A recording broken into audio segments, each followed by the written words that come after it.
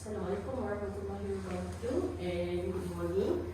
So as a qualification and also for my assignment for the subject of radiology pathology, I need to present about a pathology named osteopetrosis. So my name is Nurul Izwa Hanifah Sama Fatimi. I am a student of Bachelor in Medical Imaging with a student number of 2023 206776. So this is the outline of my presentation. So we might need to concentrate on the imaging modalities, appropriate imaging modalities, and also radiographic appearance, and the last one will be technical consideration. So as introduction, osteopetrosis is also known as marble bone disease or Albus convert disease. It is a condition causing the bone become dense due to the issue with osteoclast. It is also called Albus convert. It is because it's attributed to Dr. Heinrich E. Albus convert, the first radiologist who discovered this pathology in the year of 1904. So radiology plays a crucial role in diagnosing and monitoring the disease. It's also helped in assessing the disease severity, complication, and the treatment response. In addition, a broad spectrum of genetic mutation depends on clinical symptom, age onset, and prognosis. So the four major types of osteopetrosis is the first one ARO, autosomal recessive osteopetrosis. The second one is IAO, intermediate autosomal osteopetrosis. The other two, it's classified into two types, which is ADO, autosomal dominant osteopetrosis. The type 2 classification ADO, it's also known as Albus convert disease. So in terms of etiology, one of the main principles for pathogenetic mechanism, osteoclast development and its functional breakdowns involved in the decreased progression of the osteopetrosis. So the main factors that affect the osteopetrosis is the osteoclast, which is osteoclast is a highly specialized cells in charge of bone mineral and organic matrix resorption. It's derived from mononuclear precursor cells of hematopoietic myeloid line, also giving rise to macrophages and monocytes. Basically, osteoclast will have a brief cycle life of up to 14 days and it can have up to 20 nuclei. So differentiation of osteoclast require receptor activator of nuclear factor kappa B ligand, which is RANKL, and macrophages colony stimulating factor MCSF produced by osteoblastic cells. So osteopetrosis occurs when this gene responsible for osteoclastic differentiation and activity are mutated. So osteopetrosis result from the reduced or lost osteoclastic function, which leading to bone resorption disorder. So osteoclastic functional disorder is linked to at least 10 genetic mutation identified in 70% of osteopetrosis patients. So as you can see from the radiograph, figure 2, is the causes of differentiation and osteoclastic activation disorder. So you can see from the cytokines disorder, MCSF, osteoprotein excess, which will affect the osteoclast and become the osteopetrosis. So the sign for the disease of osteopetrosis, the first one is blindness. You might have a sign of blindness, bone fracture, dental abnormalities, and also short stature. So the symptoms, basically for the osteopetrosis, it might be asymptomatic to life-threatening condition. So it's classified according to the types of osteopetrosis, which is ERO. It shows severe symptoms in early infancy, which affecting bone mass and density. It will create the changes in craniofacial features, such as macrocephaly, children with infant with dental issue and complication like choanal stenosis. As for IAO, it's a very rare cases and with autosomal recessive inheritance, milder onset in childhood. As for ADO, it will become asymptomatic until late adolescent or adulthood. So for ADO type 1, it is symptom-free, so it will become sclerosis without increased fracture risk. As for the type 2 ADO, it's the most common one, so it will create a mild to moderate symptom, which involves spine and pelvic bone involvement. It's usually diagnosed after fractures occurs. So we go to the important part, which is the imaging modalities. The first one is conventional radiography. So by using conventional radiography or plain X-ray, it will detect abnormal increased bone density. So, but conventional radiography, it shows only the main well-recognized patterns of osteopetrosis. So the advantages of using conventional radiography, it's a rapid confirmation of diagnosis in severe cases.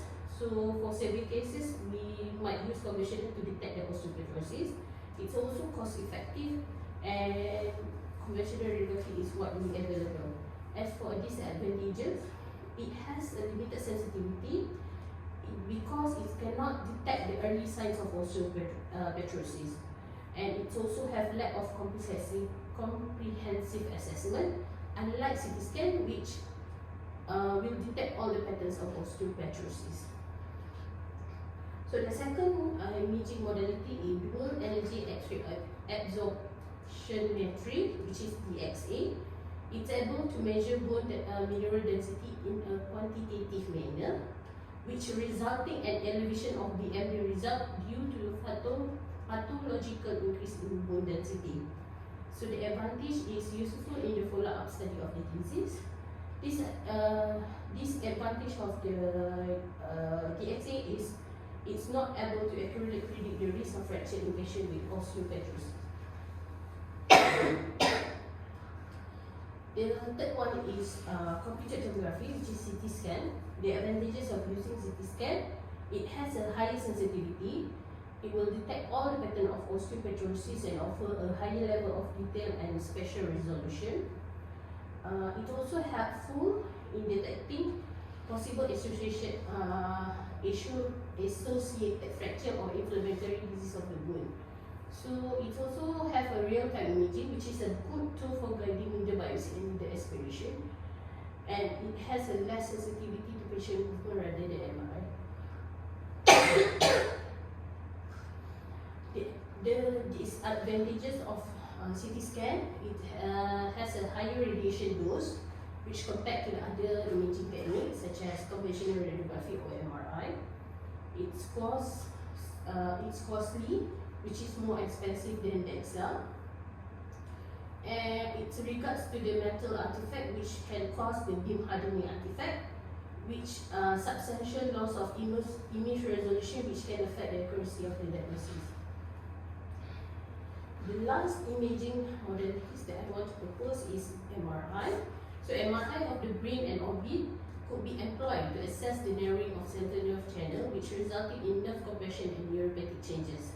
So the advantages of using MRI, it is useful in more severe cases by evaluating the amount of remaining bone marrow space.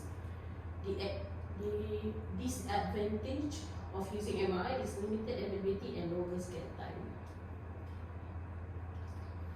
So the gold standard for the imaging modalities for this kind of detecting osteopetrosis is conventional radiography. It's according to the Carter et al. 2022, by differentiating between osteoclast abnormalities like phycodysostoses or dysosteosclerosis, radiographic signs are usually the most useful tool. So by citation by Wu et al. 2017, It suggests the minimum required for diagnosing osteopetrosis is by looking at the presentation of the typical radiographic characteristic in plain X-ray images. So we might want to see the radiographic images in X-rays, which is bone within bone appearance, sandwich vertebra appearance, and brachiojacetic appearance. So as you can see from this table, it's a essential role in imaging as suggested tool.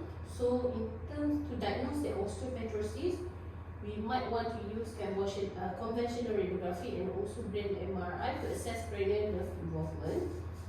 As for follow-up cases, we might want to use brain MRI also and DEXA. For the treatment response, we can use conventional radiography, DEXA, and brain MRI. So from this table alone, you can see the use of conventional radiography is essential for detecting the osteopetrosis. As for the complication, osteopetrosis might occur or involve bone fractures. Despite increased bone density, the bones in individual with osteopetrosis can be brittle and prone to fractures and refractures due to their altered structure. It also can cause nerve compression, which increases bone density can result in compression of nerve.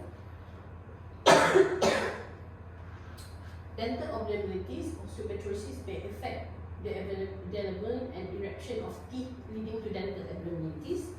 And the last one, the patient might have a vision problem because of the compression of the optic nerve within the bony structure. So in terms of radiographic appearance, this is an image of chest X-ray.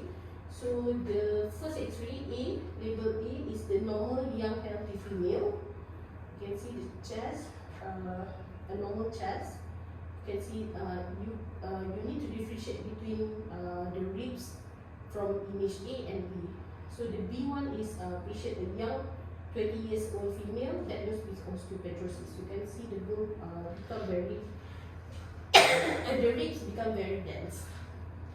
The second images, as you can see, it shows the B images. It shows Erlen-Meyer flask deformity. You can see at the metaphyseal enlargement from the images of B.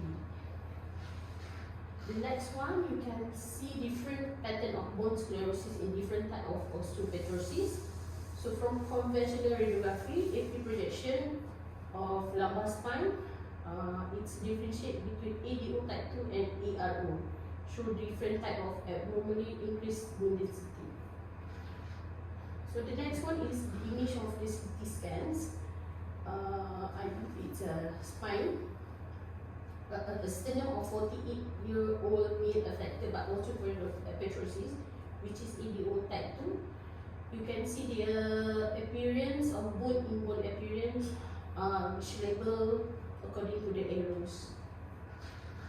The next one is the MRI of the brain, exit MRI of a healthy young female, image A, and image 2A, exit MRI T2 star of 38-year-old female with a clinical radiological diagnosis for osteopetrosis. So for technical consideration, in order to detect osteopetrosis, usually osteopetrosis is characterized by an abnormal increase in bone density on radiograph.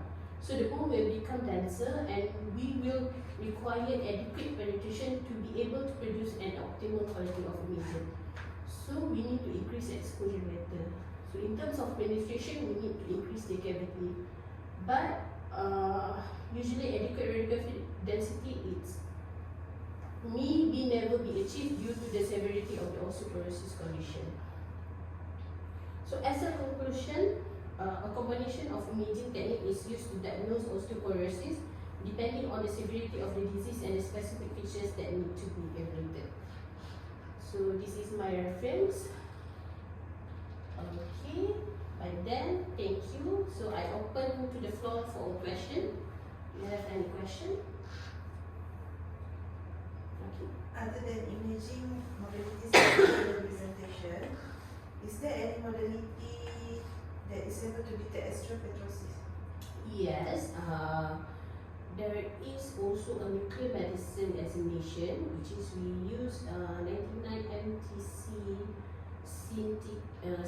scintigraphy to detect the absorption of the bone marrow. Anyone? Can I ask a question? Okay. As you say in the complication part, osteopetrosis may result in dental abnormalities. What imaging modalities can be used to evaluate the disease? Okay, in terms of dental abnormalities, usually we will use either intraoral or extraoral dental radiography, or another one we can use con-beam computed tomography. So the appearance of osteopetrosis is similarly to the CT scan in CBCT. Okay. Thank you. So by then, that's all my presentation. Thank you. Thank you. Okay.